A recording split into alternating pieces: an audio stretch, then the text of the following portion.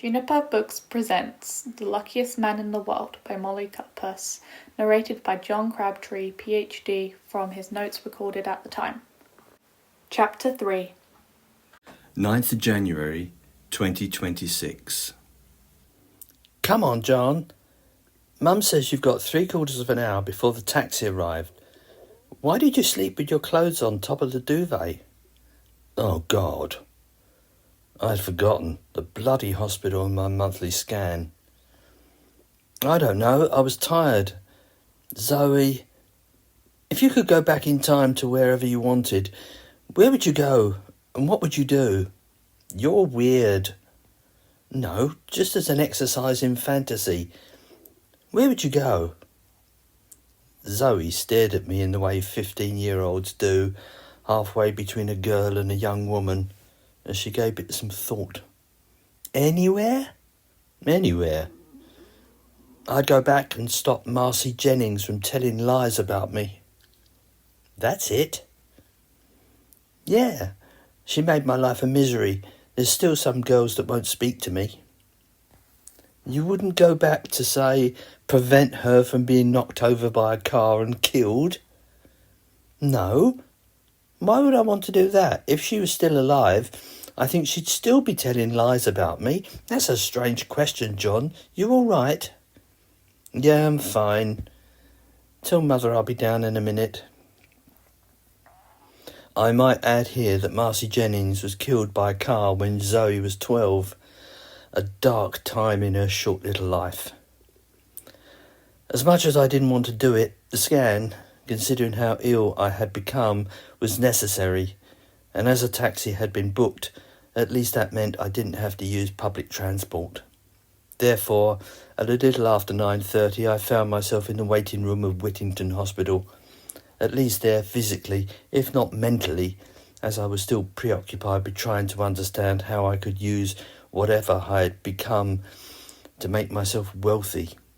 It's a sad but honest thing to admit, but that's what was uppermost in my mind. The scan went well enough, only as the machine began its cycle did it cross my mind that it might uncover something unusual in my brain, but I tried not to think about it, and 10 minutes later it was over. After I had spoken to the lady neurologist that I had not seen before and had answered her few standard questions, I bought a coffee and a Kit Kat from a dispensing machine in the canteen and found an unoccupied table, still pondering the same old nagging questions. As usual, the place was occupied by an eclectic mix of broken, injured and sick people, some in wheelchairs, some on crutches, and some with injured legs and arms. However, one elderly man caught my attention. He had a mane of long white hair and an extremely bent back, and helped by 2 crutches shuffled in the queue to pay the cashier.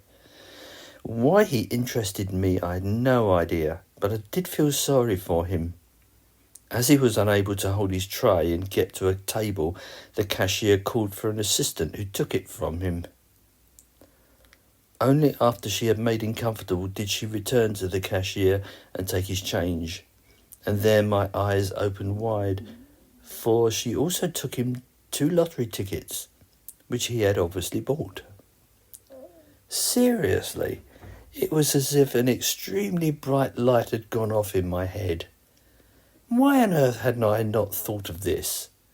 Probably because I, and as far as I knew, my family had never thought of playing the National Lottery, because that's where my attention went immediately. I wouldn't want to play with those strips that anybody can buy from any shop, hoping to win £50 or some other minuscule amount of money. No, I guess you can imagine what immediately occurred to me. I was still in a stage of excitement as I returned to the taxi that had been instructed to wait, and after I arrived home to find an empty house as I expected, I went straight away to my room and sat on the end of my bed and went on the internet. It didn't take long to find out when the next draw was happening. It was Saturday, in 3 days' time. I was unaware that I was doing anything illegal or immoral at the time. The lure of the all-encompassing pound most definitely possessed me, and the idea, almost a vision of being given a huge cheque, was all that I could think of, and that feeling increased when I saw that the prize that week was over £11 million. As I reached for pen and paper and turned on the TV, I felt as if I had actual electricity buzzing through my fingers. The dream that everybody dreams would happen to them was now mine, and I took a few deep breaths and concentrated on the date and the time before I touched the markings. It happened more quickly than I imagined it would. The overall light in my room changed so abruptly, like a shutter being rapidly opened and closed. It was as if the world had blinked several times. The sound that was coming from the TV changed instantly as well, and there I was, watching a programme that was not going to be broadcast for 3 days. Outside my door, I heard Benny barking, and I heard my mother shout to Zoe, ordering her to take him out. But then those sounds disappeared as the balls began to roll, and greedily I wrote each one on the paper in the order they fell. Then just as quickly I touched the 10th mark, and I snapped back to my normal time as the world shuddered again. With my hands physically shaking, I used my iPad and followed the procedure to create a profile on the National Lottery site, and bought 5 tickets, one for each of the following weeks. I reasoned, why not? This is going to be as easy as taking sweets from a baby, although why that particular phrase came into my head I couldn't say. Ticking the boxes using the numbers on the first ticket and submitting it was the easiest thing I had ever done. 7 simple numbers. 7 numbers more important than all the heavyweight calculations I had ever done. I will admit to a feeling of defrauding all those who didn't possess what I had done. But it was only a fleeting feeling, and when I submitted my ticket, I must admit I did it with a flourish. 12th of January 2026. The next 3 days felt more like 3 weeks, and it was only on the second day that I returned to the site and fully absorbed the small print. And I was glad I did, because I had chosen that I desired no publicity, no TV crews, no opening bottles of champagne, and no photographs of me in the newspapers. No, I wanted to keep as low a profile as I could possibly get. I did give some thought as to those who ran the National Lottery when it became clear that they had on their books one hell of a lucky man. But what the hell? As far as they were able to work out, I was doing nothing wrong. But all the same, I imagine their best brains would be hard at work trying to understand how one man had managed to win the jackpot 5 times in a row. But I'd deal with their questions if and when they arrived. In my real time, on the Saturday, as I watched those balls fall in the early evening, I felt a curious sense of déjà vu as I was sitting in exactly the same place on the end of my bed, but there was no sign of me from 3 days ago. The entire process was impossible to understand, even to my level of intelligence, but there was nothing to understand anyway. No seemingly physical problems. My only choice was to shake my head and try to dismiss the difficulty, which, as a mathematical prodigy, I found it hard, as I had been raised to believe that everything could be solved by mathematics. But clearly, as I saw my numbers come up one by one, this was an occurrence that my teachers and educators had not anticipated. So there I was, holding the winning ticket, and I knew that life was never going to be the same again. I believe that's the second time I've written that. I phoned the company immediately and I was put through to a special hotline, and the process of winning continued, and I will admit to feeling just a little flat as the woman operator congratulated me and informed me that I was the only winner that week. She was unable to specify exactly how much I had won, and she made a weak attempt asking me if I wanted to reverse my decision of no publicity. However, after I spoke quietly and firmly, she did not mention it again, and we moved on swiftly to the next part of challenging my possession of the ticket. 14th January 2026, which involved attending a meeting at their company's offices, where I was treated with the utmost respect once my mobile had been interrogated and my personal details had been confirmed. They asked if they could take a picture for their own records, but I politely declined. There was no huge pantomime check, of course, just an indication of the overall prize of a smidgen over £11 million had been entered into my chosen bank account.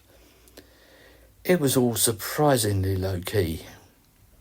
The team, which had been assigned to me, offered me the use of a financial expert, but I shook my head at that suggestion as I informed them that I knew exactly what I was doing and what I was going to do with this first win, although I didn't use the word first.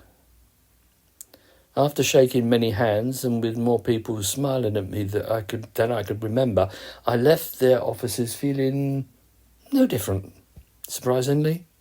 But one of the first things I did was to go to a cash machine and check my bank balance. And there it was. Such a long number that I looked over both my shoulders to make sure nobody else was looking at the screen. It was a simple but normal, I think, display of paranoia. I left the machine, taking out nothing, and began the journey home. However, on the train, my mobile rang, and although I didn't recognise the number, I answered it anyway and listened to a voice I had never heard. Unsurprisingly, it was from my bank, and the manager apologised for cold calling, but my account had been flagged by its security computers. It did not take long to alleviate his anxiety, and he babbled on about if there was anything the bank could do to help me with this unexpected windfall. This didn't surprise me, but I did question him about the fact that I'd been with his bank for over 9 years, and this was the first time an actual manager had taken the time to speak to me in person. Perhaps I was a touch rude, I don't know. But for some reason I didn't care all that much. I think I was just beginning to understand how powerful money can be. I mean, I always knew it was, but now I was beginning to feel its quality, its means to subjugate and even humiliate people. Whatever it was, it certainly gave me a feeling of power or strength, just the type of feeling I needed when I ate with my family that evening. My family that evening. Sounds like a cute phrase, doesn't it? And conjures up a kind of intimate dinner with mummy and daddy, laughing and listening to how everybody's day went, sharing jokes and playfully making fun of each other. But that's not how my family was, except for perhaps Zoe, who was still young enough not to know any better. Perhaps her quiet and studious personality somehow protected her so far from realising how poisonous family life can be. My father was his usual uncommunicative self, and he spent the time reading a scientific paper while my mother was catching up on her workload, checking boxes on forms while we ate shop store-bought pizza.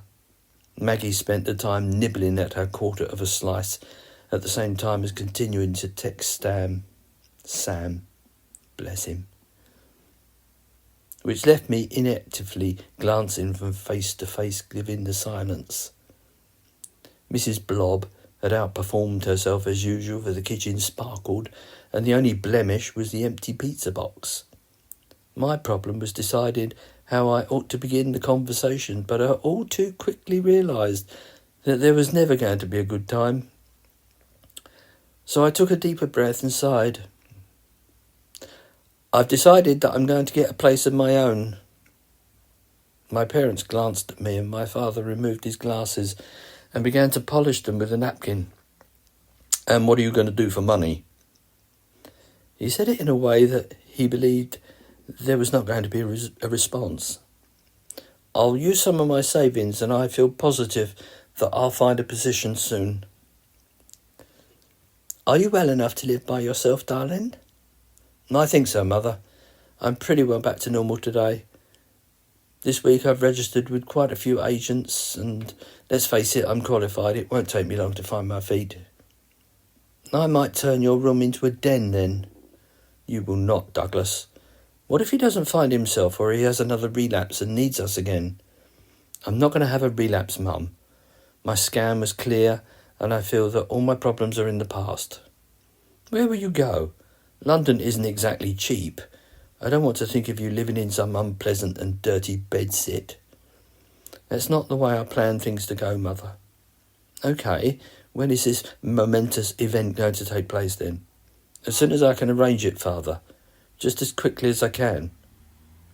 Well, I may as well let you know right now that you can't expect any financial help from us. Not at the moment. What with things as they are.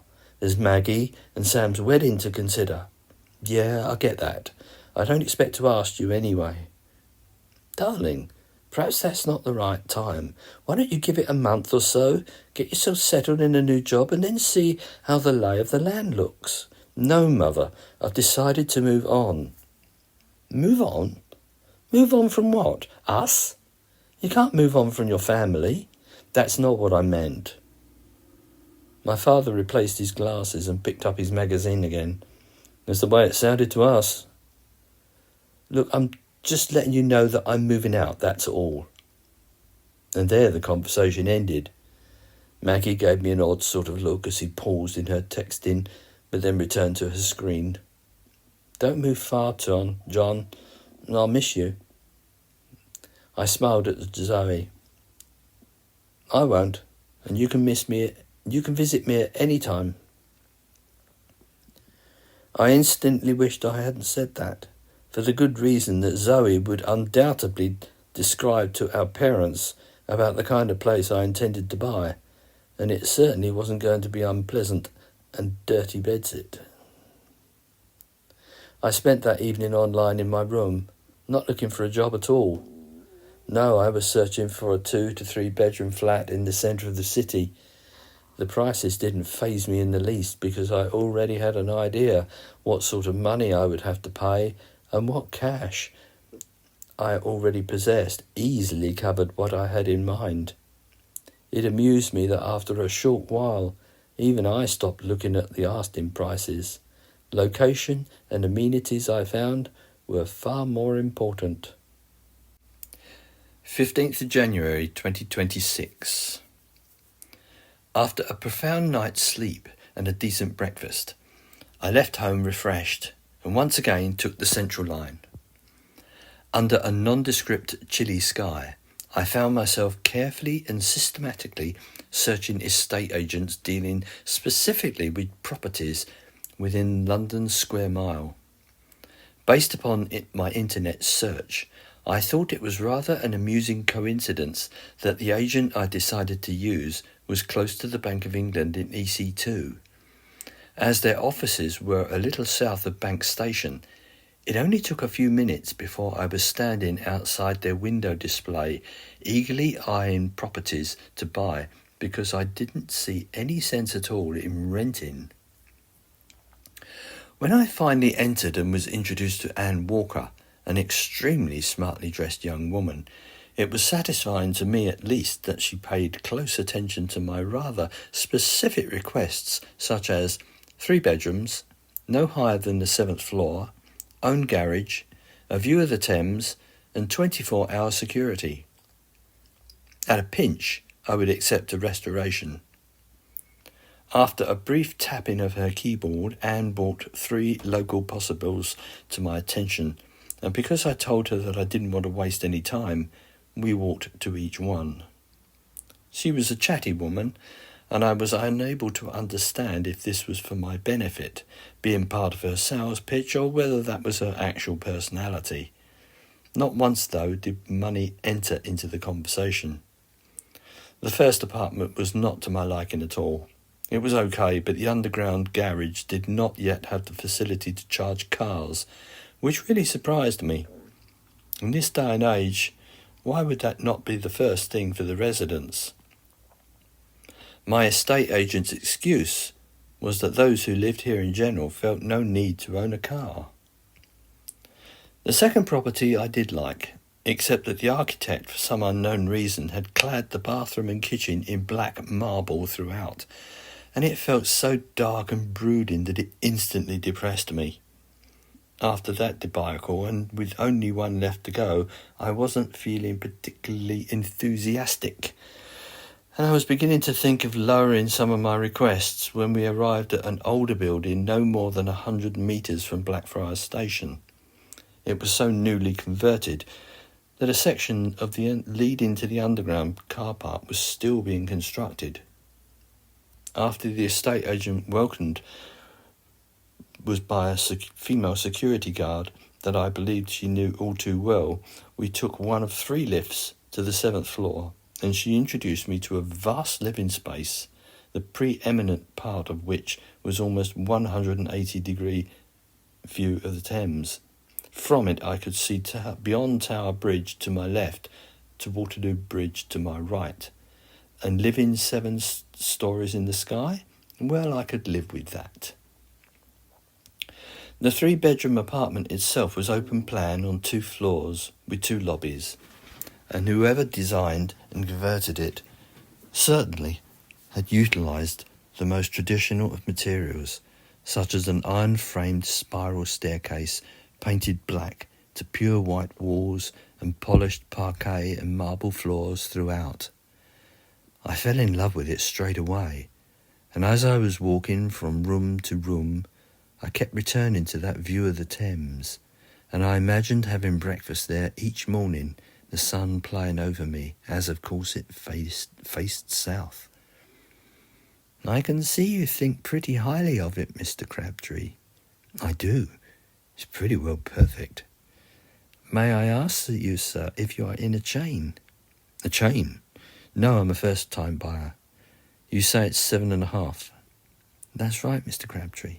I have some literature here if you would like to... No, I've seen enough. I'll take it. Thank you, Mr. Crabtree. Whenever you are ready, I'll escort you back. There was a hint of surprise in her voice, and I wondered if she was used to dealing with customers who made such huge, impulsive purchases. But it was of no matter. Back at the agent's premises, a call was made to my bank, and the entire amount of $7.5 million, plus some loose change, was guaranteed to be transferred within 24 hours. At Anne Walker's suggestion, I thought that hiring and working with a specialised interior designer was a great idea, because that was a subject about which I knew nothing. Therefore, after speaking with a German-sounding woman called Aluria Bach by video link, and seeing and hearing how enthusiastic she was, we arranged to meet at the apartment in 5 days' time. I thought a professional was necessary, as wonderful as the apartment was, there wasn't a scrap of furniture, blinds or carpets in the place, and after discussing my very unostentatious needs, we came to an agreement and a moving-in date by which everything from carpets to a full entertainment and data centre would be in place. 19th of January 2026. And while this was happening, Saturday was looming towards me again. Therefore, on Friday evening, mobile in hand, I sat on the end of my bed once more and concentrated on my TV. More flashes of light. Another 7 numbers fell, and I recorded each one in biro. Then, assessing my second ticket, I filled in the numbers, this time wondering just what I have done to deserve having this gift. My only emotion the next Saturday evening as the numbers were announced was to smile, Taking sweets from a baby? This was easier than breathing. However, the reaction I received when I phoned the hotline was entirely different to the last time. For the moment I mentioned my name, there was an abrupt, rude silence until the woman asked me to please hold and said that she was going to transfer me to one of her senior supervisors. The rather brief conversation I had then mainly consisted of him making sure that I was who I said I was, and I had to repeatedly give him my details before a time was agreed to meet the following Monday. Although I did give some thought as to how difficult things might get next Friday, I nonetheless tried to erase that potential problem from my mind. 22nd of January 2026. On the Monday, I arrived at the company's offices at the correct time, and from the moment I gave my name to reception, I felt the atmosphere was extremely difficult to last time. The receptionist treated me as if I'd killed a goldfish, and the man who dealt with me, Mr. Johnson, there was no other phrase for it, as suspicious as hell. Once again, under a strained atmosphere, I underwent the rigmarole of thoroughly checking my ticket and many of my personal details before he was satisfied, not mentioning at all about last week's win. But I knew that they knew that something was off. This time they didn't ask if I wanted any publicity or any financial help, and frankly I was treated so coldly that I felt very uncomfortable. The office walls were made of glass, and those that walked by gave me disturbing glances, so it was obvious to me that word had spread about the man who had won first prize in the National Lottery twice in a row. This stupid event, based solely on my greediness, was to mark the beginnings of my undoing as a catastrophe from then on unfolded. Why didn't I just win once and leave it like that? Only before I left, with over 9 more millions deposited in my bank account, did the man let me know that the chances of what had happened was infinitesimally small. And he wasn't smiling as he said it, and neither did he offer his hand. He simply took me to the lift, and when it arrived, he indifferently walked away. But for all that I had done that day, that sudden last disrespectful attitude got to me, and I held the lift doors open with my hand and spoke rather more loudly than I had intended. "You do know what I am, don't you?" He slowed, stopped, and turned, giving me an unhappy silent stare. "I'm a bloody good recognised mathematician, and I'll see you next Monday." With that, I allowed the doors to close, and you should have seen his expression. However, by the time I reached the ground floor, I felt that I really ought to have been smarter and said nothing. I mean, what was I doing? It was not really legal, but let's face it, it wasn't exactly moral, was it? However, the thought of another pile of cash in my bank account swiftly overcame those thoughts, and as soon as I left the building, I found myself a cafe and took some refreshment outside on the pavement, just watching people. The winter sun had managed to break through the clouds, and it was a pleasant way to spend half an hour. I then took a taxi to my new home, where I found Allura hard at work, giving directions to 7 busy young men and women. Upon greeting me, she ordered them to take a tea break, as she took me around showing what she had accomplished so far. Although Allura had no wedding ring, she seemed to mention her partner so frequently that I thought she was doing it for my benefit. After all, we were about the same age, and it was easy to tell how confident and even alluring she was simply from her clothes, her overall refined demeanour, and the way she particularly articulated her vows. Only when she spoke excitedly about her plans for the 2 smaller bedrooms did I hear a tinge of a European accent. "That's an interesting surname you have, Luria." "It is, and I'm rather proud of it." "Any distant relation?" My father thinks it is. He's one of those that go digging in family trees, and he believes that we are descendants of the great man. That's impressive. Did he go in for DNA analysis? No, not as far as I know. I guess getting a sample of Buck's hair might be a tad difficult. She smiled. You might say that. That's one of the things my partner suggested to my parents. Clever chap. John, may I ask you something personal? Of course. I was wondering if you were a celebrity, but your name is not familiar. No, not me. I'm a mathematician. Why do you ask? Oh, it's just that I'm familiar with the type of person who purchases accommodations such as this one. Really? The super wealthy, I've found, comes in three varieties.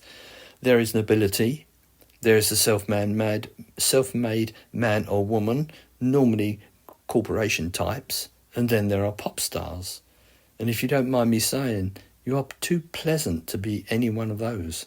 And in general, the first two wouldn't buy something as modern as this.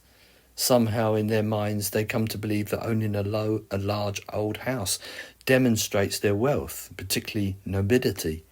And the pop stars? She smiled again. In general, they want to be shown about 20 places, and then most of them show their working class roots by haggling.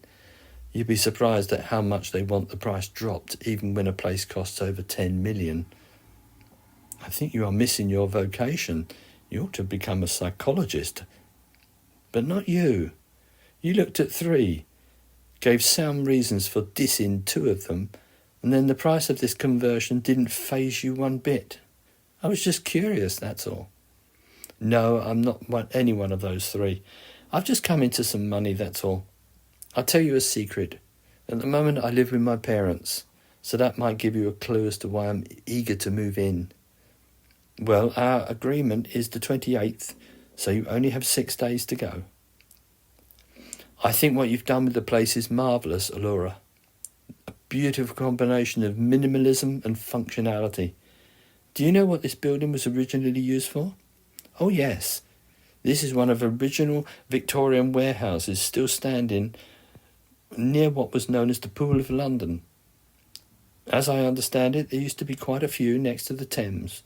That's when the docks were much in use. Sadly, many of them perished during the Blitz, but this and 2 others survived. They were due to be demolished in the 1950s, I believe, but were saved by an enterprising man called Peter Renley, who converted them into flats.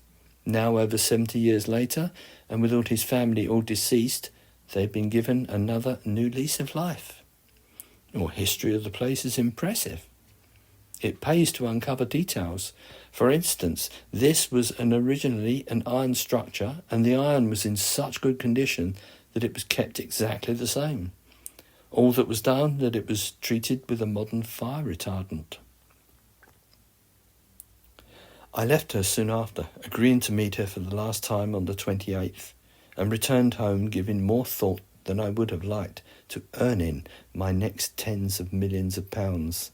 In other words, should I or shouldn't I? 23rd of January 2026.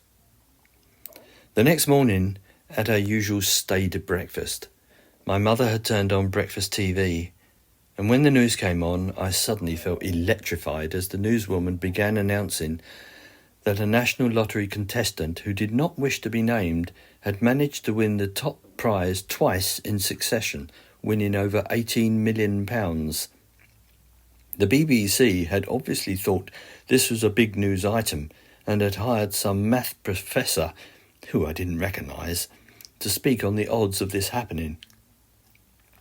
But about that time I didn't hear anything else, because all I could think of was that one of the employees must have talked to the press, more than likely for an under-the-table payment, and this freaked me out as a scenario after scenario ran through my head.